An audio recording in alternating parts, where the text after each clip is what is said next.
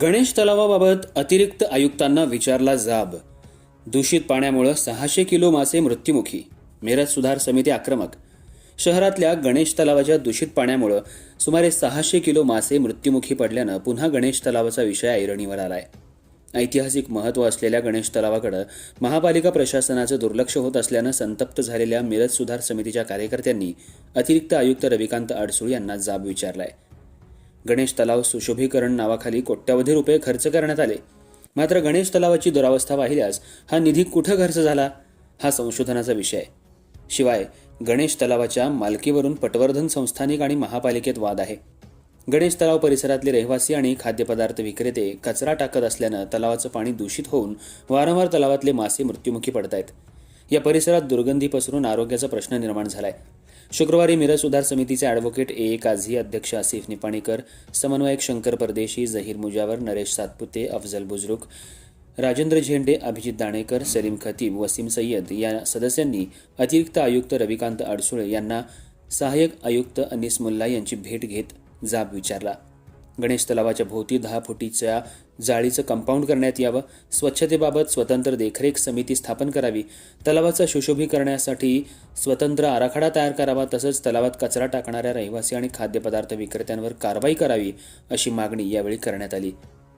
Arthrajya news मराठीसाठी मिरज प्रतिनिधी इरफान बारगीर. मिरज येथील गणेश तलावामध्ये मागील 2-3 दिवसांमध्ये मासेमारी पोहण्याची घटना घडली होती. त्याच्या अनुषंगानं पाण्याचे सॅम्पल महानगरपालिकेमार्फत कलेक्ट करण्यात आले होतं. त्या सॅम्पलचे टेस्ट रिपोर्ट पण आलेला आहे. पाण्यामध्ये ऑक्सिजनची लेवल थोडी कमी झाल्यामुळं मासे मृत्यू झालेत असे प्रथमदर्शनी निदर्शनास आलेले आहे. त्याच्या अनुषंगानं महानगरपालिकेमार्फत एरिएशन करण्यासंदर्भात तिथं कारंज्या सुरू केलेल्या आहेत. तसं त्या ठिकाणी सुद्धा कल्चर टाकून ऑक्सिजनची लेवल वाढवण्याच्या दृष्टिकोनातून उपाययोजना आणि ते केमिकल टाकण्याची प्रक्रिया 1-2 दिवसामध्ये केली जाणार आहे. आणि अशा घटना पुन्हा घडू नयेत त्यासाठी तलावामध्ये जे काही पडणारा प्रदूषित घटक आहे, तर मग काही गोड पदार्थ असतील किंवा इतर घटक असतील तर ते रोखण्यासाठी महानगरपालिकेमार्फत त्या तलावाला जाळी घालणे असेल किंवा भित्ती पथकं ठेवणे असेल, अशा प्रकारच्या उपाययोजना करून तलाव यापुढं प्रदूषित होणार नाही आणि अशा प्रकारच्या घटना घडणार नाही या प्रकारच्या उपाययोजना आज करण्यात आल्या.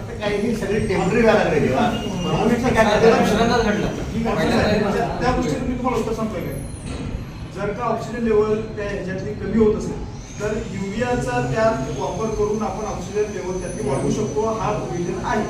म्हणजे तिथं युरियाचा वापर युरिया फर्टिलायझरनं ऑक्सिजनेशनचं प्रमाण वाढतंय पाण्यातलं एक टेक्निकल गोष्ट आहे. तुम्ही जर का ते फिश टँक वगैरे आपल्या इकडचे जवळचे कुणी असतील करत असतील तर त्यांच्याकडनं त्या संदर्भात आपण माहिती घ्या. मी म्हणतो यावरून नाही, माहिती घ्या आणि त्याप्रमाणे करता येईल. त्यांच्याकडे तो मायक्रो बॅक्टेरिया असतात आता युरिया ह्यासाठी वापरायची किंवा नाही हे बघा. प्रॅक्टिकली कोणतरी करत असेल पण टेक्निकली सर्टिफाईड युरियाचं वापरावं किंवा हे वापरतं हे ऑफिशियल आहे. ती बॅक्टेरिया टाकले की ते ऑप्शन लेवल वाढणार. ठीक आहे, ऑफिशियल आहे. तो पण ऑप्शन आपण विचार करूया. पण सध्या तरी आता आपल्याला झाड काढणे आणि ते टाकणे दोन उपाययोजना. पण सर आम्हाला काय म्हणायचं माहिती आहे, दरवेळेस आम्ही मागणी करायची आणि अपघात घडला तरच त्यात म्हणणं काय